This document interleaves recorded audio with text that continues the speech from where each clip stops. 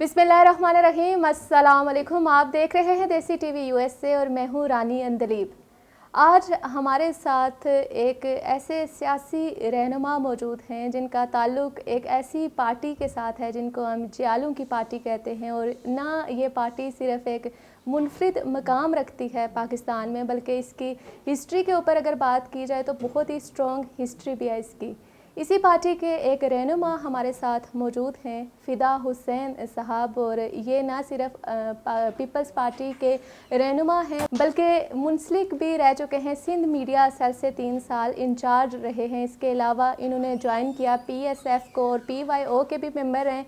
आइए आज उनसे बात करते हैं सिंध के हवाले से, पीपल्स पार्टी के हवाले से, कि क्या उनका किरदार है पीपल्स पार्टी के अंदर और क्या पीपल्स पार्टी अवामी पार्टी है या नहीं। अस्सलाम वालेकुम। वालेकुम सलाम जी अंदलीब साहिबा। सर कैसे हैं आप? मैं ठीक हूँ, अल्लाह का शुक्र है। आप ठीक हैं? अल्हम्दुलिल्लाह ठीक ठाक। सबसे पहले तो बहुत शुक्रिया सर कि आप अपना टाइम निकाल के हमारे देसी टीवी USA के लिए आपने इंटरव्यू के लिए टाइम दिया हमें। शुक्रिया आपका, आपने याद किया और मुझे खुशी हो रही है कि आज मैं आपके चैनल पे, देसी चैनल पे आपके साथ गुफ्तगू कर रहा हूँ। ये मेरे लिए भी एक एजाज़ की बात है। बिल्कुल ऐसा ही है सर, क्योंकि हमारा चैनल ना सिर्फ पाकिस्तान में देखा जाता है बल्कि ओवरसीज़ पाकिस्तानी भी इसको देखते हैं। तो इस हवाले से ही आज आपसे पूछेंगे और जानेंगे कि पीपल्स पार्टी से आप वाबस्ता हैं। तो ज़रा थोड़ा सा हम स्टार्ट से लेते हैं कि आप पीपल्स पार्टी से कब से वाबस्ता हैं और आपने इसी पार्टी को क्यों चूज़ किया? देखें जी, पीपल्स पार्टी क्योंकि पाकिस्तान की अवाम की पार्टी है। जी जी। और इस मुल्क को आपने देखा होगा कि 71 के बाद जब कायदे अवाम शहीद जुल्फ़िकार अली भुट्टो ने इस मुल्क में हुकूमत शुरू की और जब पीपल्स पार्टी बनाई इससे पहले 1967 में, तो पाकिस्तान में एक इनकलाब बरपा था। और वो लोग जिनको शायद चप्पल भी पहनने नहीं आती थी, जो शायद अच्छे कपड़े भी नहीं पहन सकते थे, लेकिन भुट्टो साहब ने उस कौम को, उस अवाम को सियासी शऊर दिया। इससे पहले आप तारीख पढ़ें, पाकिस्तान की भरी पढ़िए कि आम जो इंसान था, आम जो बंदा था या आम जो पाकिस्तानी था, उसकी शराकत ना होने के बराबर होती थी। और पीपल्स पार्टी बनने के बाद पाकिस्तान के वो एरियाज़, पसमानदा एरियाज़ जहाँ तालीम नहीं होती थी, जहाँ हेल्थ नहीं होता था, जहाँ शऊर नहीं होता था, आहिस्ता आहिस्ता भुट्टो साहब ने इस शऊर को पाकिस्तान के हर कोने तक पहुँचाया। और मैंने भुट्टो साहब की शख्सियत को पढ़ा कि जिस मुल्क का लीडर इतना निडर और बेबाक हो, जो अगर यूनाइटेड नेशंस के असेंबली में बैठ के तकरीर करे और बिना खौफ तकरीर करे, तो उसकी शख्सियत में तो मैं फ़िदा हो ही गया ना। बिल्कुल ऐसा ही है, और बिल्कुल आप फ़िदा हो गए, और आप फ़िदा हुसैन भी हैं। और आपने जब बात की अवामी पार्टी की और भुट्टो के हवाले से आपने बात को जारी रखा, तो भुट्टो का ये एक मशहूर जो कौल है, रोटी कपड़ा और मकान, उन्होंने ये विजन लेके वो आगे आए थे सियासत पे और उन्होंने इसी विजन को लेकर आगे काम किया। तो उसी रोटी कपड़ा मकान के हवाले से बात करते हुए मैं थोड़ा सा सिंध की तरफ रुख करूँगी अपना। और उसी मकान का अगर ज़िक्र किया जाए तो सिंध में जो हालिया सैलाब आया है और सैलाब के बाद बहुत से लोग जो हैं अपने घरों से बेघर हो गए और अभी तक उनको वैसी इमदाद नहीं मिली जैसी मिलनी चाहिए। तो इस हवाले से आप बताएं कि वो भुट्टो की पार्टी या वो जियालों की पार्टी या वो अवामी पार्टी क्या किरदार अदा कर रही है? देखिए, सबसे पहले तो मैं ये गुजारिश करूँ आपके चैनल के तवस्सुत से, जी जी, और तमाम पाकिस्तानी जो ओवरसीज़ पाकिस्तानी खास करके हैं, रोटी कपड़ा और मकान भुट्टो साहब का मंशूर था। जी जी। मंशूर का मकसद ये नहीं होता कि जो मतलब हुकूमत है वो पूरा करे। मंशूर का मकसद ये था कि उस वक्त पाकिस्तानी अवाम की अशद ज़रूरत थी रोटी कपड़ा और मकान। और ये होती है एक, आप देखें, ये लीडरशिप की विजडम थी कि इससे पहले कभी किसी ने कहा, मेरे ख्याल में, मुझे नहीं पता कि किसी पार्टी ने या किसी हुक्मरान ने इस तरीके का कोई स्लोगन या कोई मैनिफेस्टो दिया हो। तो रोटी कपड़ा मकान बुनियादी तौर पे हर इंसान का उस पर फ़र्ज़ है और उसमें कोई रंग नस्ल ज़ात नहीं होती। पहली बात तो आपने सिंध की बात की, सिंध में पीपल्स पार्टी का ये तीसरा टेन्योर है, ठीक है ना? हुकूमत है पीपल्स पार्टी में। तो आप देखें कि सिंध इस मुल्क का वाहिद सूबा है जहां हमेशा ये, इससे पहले पीपल्स पार्टी से पहले एक एहसास कमतरी होती थी कि हमें हुकूक नहीं दिए जाते। प्रॉपर पीपल्स पार्टी की मेजॉरिटी को माइनॉरिटी में तब्दील करके हमारे ऊपर लोग लाए जाते थे। لیکن اس مرتبہ وہ سندھ جس کے اوپر ایک چھاپ ہوتی تھی کہ بھائی سندھ کے لوگ شاید پڑھے لکھے نہیں ہیں, سندھ کے لوگ ڈیلیورنس نہیں کر سکتے, سندھ کے لوگ جمیل لوگ نہیں ہیں, تو ان 15 سالہ عرصے کے اندر سندھ وہ واحد صوبہ ہے جہاں آپ کی صوبائی اسمبلی سب سے زیادہ قانون سازی پہ اگر کسی نے کام کیا ہوگا تو سندھ اسمبلی ہے. ٹھیک ہے, روڈ سیکٹر میں سب سے زیادہ کام اگر کسی صوبائی حکومت نے کیا ہوگا وہ سندھ حکومت نے کیا. آپ نے سیلاب کی بات کی, آپ دیکھیں گے کتنا سپر سیلاب تھا اس ملک کے اندر, اور سندھ تو تقریباً ڈوب چکا تھا نا, مطلب یہ عالم تھا کہ ہر کوئی بندہ رو رہا تھا, ہر بندہ پریشان حال تھا. لیکن سندھ حکومت نے بالکل محدود ٹینیور کے اندر نہ صرف ان لوگوں کی امداد کی, بلکہ اللہ کا شکر ہے کہ وہ جو فصل جو ہمارے اوپر الزام تھا کہ شاید اگلا گندم کا فصل ہمارے صوبے میں ہوگا یا نہیں ہوگا, اللہ کا شکر ہے ہم نے رائس کا فصل بھی لیا ہے اور گندم کی فصل کی طرف جا رہے ہیں. گندم کے فصل سے مجھے یاد آیا, گندم کا آپ نے ذکر چھیڑا, تو جو ہمارے ملک میں اس وقت آٹے کا بحران سامنے آیا اور ایک طرح سے عالمی بحران کے آٹے کی قیمت آسمانوں کو چھو رہی ہے, اور اسی قیمت میں آپ کو یاد دلاتی چلوں کہ آپ کے منسٹر شرجیل میمن نے کسی خطاب کے دوران کہا تھا کہ وہ 65 روپے فی کلو کے حساب سے جو آٹا اپنی سندھ حکومت کی عوام کو پرووائڈ کریں گے.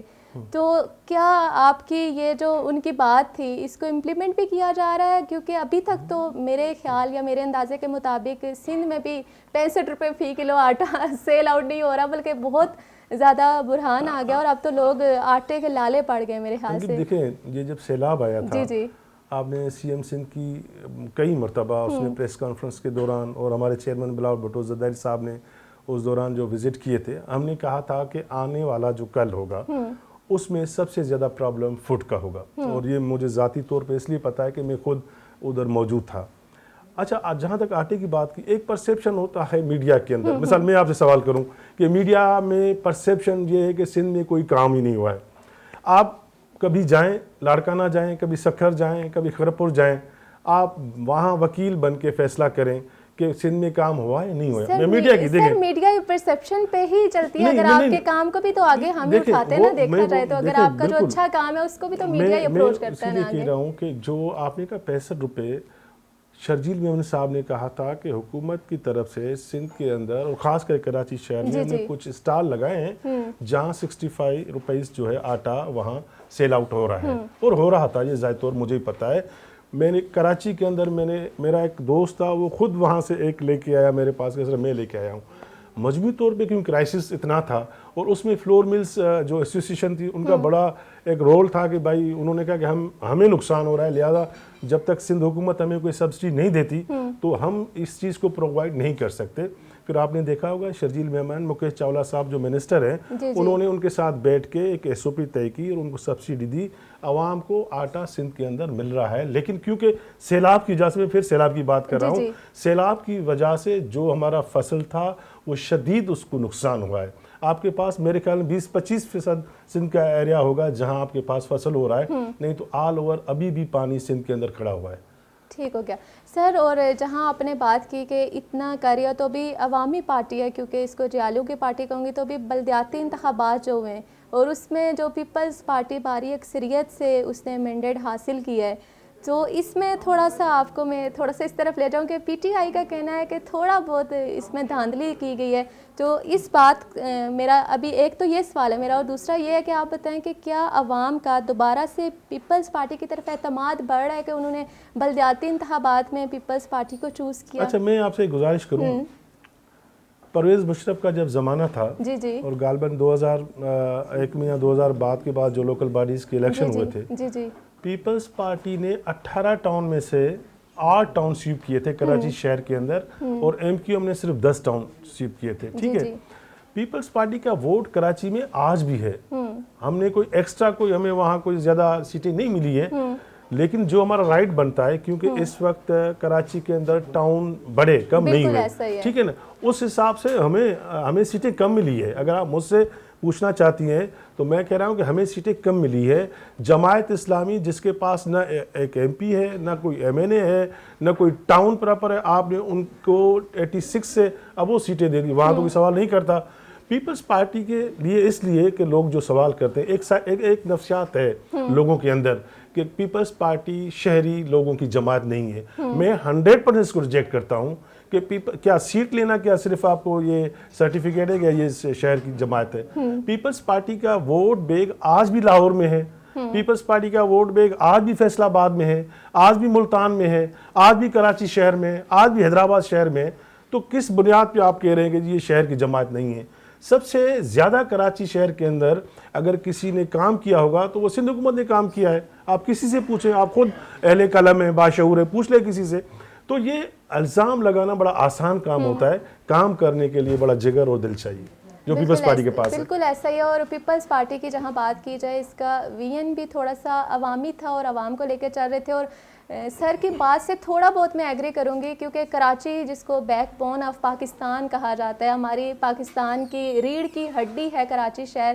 تو گزشتہ کچھ دہائیوں سے پیپلز پارٹی کی سندھ میں بھی حکومت ہے اور کراچی میں بھی ڈیفینیٹلی ان کو بہت بھاری مینڈیٹ حاصل ہوتا ہے. اس کے اکارڈنگلی اگر سر اوور آل بات کی جائے تو اتنے زیادہ اپریسیشن والے کام دیکھنے کو نہیں ملیں گے، کیونکہ عوام کے لیے میرے خیال سے آپ جو سیاسی جماعتیں ہیں نا، وہ اپنے چکروں میں پڑھ کے عوام کے تھوڑے سے چکروں سے نکل آئی ہیں. نہیں دیکھیں، سندھ حکومت کی آپ نے بات کی، میں آپ کو بتاؤں کہ اس وقت بھی اگر آپ کے پاس عالمی طور پہ قومی طور پہ تو ٹھیک ہے یقیناً 100%، عالمی طور پہ اگر کوئی آپ کے پاس پولیٹیکل لیڈرشپ فیس ہے وہ بلاول بھٹو زرداری ہے. بالکل ٹھیک ہے. میں آپ کو بتاؤں کہ بلاول صاحب جب سے فارن منسٹر بنے ہیں، اس ملک کا جو پہلے وزیر خارجہ تھا شاید کسی کو نہیں پتا تھا، ہمیں بھی نہیں پتا تھا کون ہے وزیر خارجہ.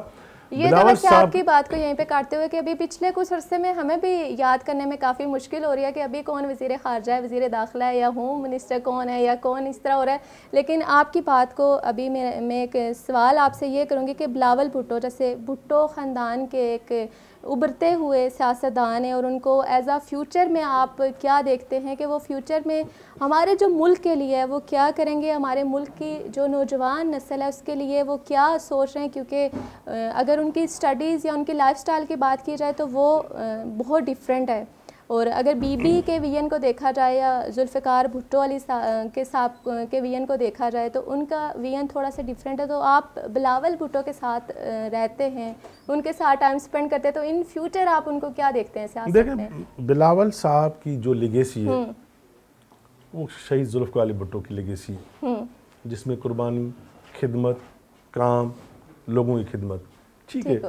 وہی لیگیسی شہید محترمہ بے نظیر بھٹو کی تھی جی، اور اسی لیگیسی کے وارث ہیں بلاول بھٹو زرداری.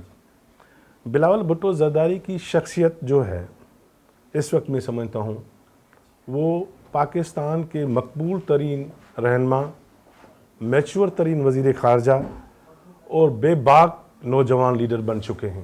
جی بالکل ایسا ہی ہے فدا. اور آپ پروگرام کے اختتام کی طرف بھی بڑھتے ہیں، اور جاتے جاتے آپ سے ایک سوال پوچھوں گی، کیونکہ ابھی کرنٹ جو سچویشن ہماری چل رہی ہے ملک کی سیاست کی، اور ایسے کیسے ہو سکتا ہے کہ ہمارے ساتھ اگر ایک سیاسی بندہ اور وہ بھی ایک ایسی پارٹی سے تعلق رکھے جس کی جڑیں سیاست کے اندر، ان سے یہ نہ پوچھیں کہ پی ٹی آئی کے استعفوں کا جو ذکر چل رہا ہے اور جو منظور ہو رہے ہیں اور جو نامنظور کیے جا رہے ہیں، اس حوالے سے آپ کیا کہیں گے؟ اور ساتھ ہی یہ بتا دیں کہ پی ٹی آئی کا فیوچر آپ کیا دیکھتے ہیں؟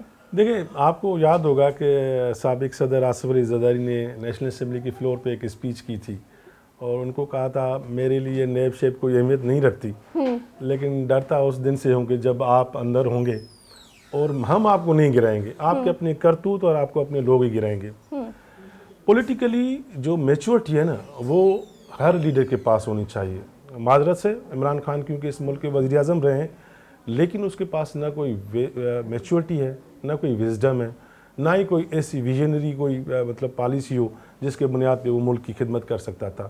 پاکستان کے اندر جس طریقے سے چلو ٹھیک ہے اس کو لایا گیا، اس کو چانس ملا ملک کے اندر، لیکن 3.5 سال کے عرصے میں اس نے کوئی ملک کی خدمت تو نہیں کی. اس نے ذاتی اپنی ایگو کے خاطر اس ملک کو پتہ نہیں کہاں پیچھے دھکیل دیا، نوجوانوں کو تباہ کر دیا، صوبوں کے اندر اس نے لڑائی شروع کر دی. سندھ کے ساتھ جو عمران خان نے ناانصافی کی وہ آپ تصور نہیں کر سکتے. لہذا کیونکہ پی ٹی آئی کے اندر جتنے لوگ بیٹھے ہیں وہ کبھی اس پارٹی میں تھا، کبھی اس پارٹی میں تھا، تو پی ٹی آئی ابھی محض ایک ایسے سمجھیں کہ کسی زمانے میں پی ایم ایل کیو بڑی جماعت ہوتی تھی کسی طاقت کی وجہ سے، اور آج پی ٹی آئی بھی آہستہ آہستہ اپنی زوال کی طرف تیزی کے ساتھ بڑھ رہی ہے. اور مجھے نہیں لگ رہا کہ عمران خان کا کوئی اتنا اچھا خاصا اس ملک کے مستقبل اپنے ہے. پروگرام کا اختتام سر آپ یہاں دیکھ رہے ہیں کہ اگلا جو الیکشن ہوگا اس میں پیپلز پارٹی کو آپ کہاں دیکھ رہے ہیں؟ دیکھیں پیپلز پارٹی کی اکثریت ختم کرنے کے لیے سازشیں کی جاتی ہیں. 2013 کے الیکشن کے بعد پیپلز پارٹی اتنی خراب پارٹی نہیں تھی جس طریقے سے ہمیں دیوار سے لگایا گیا.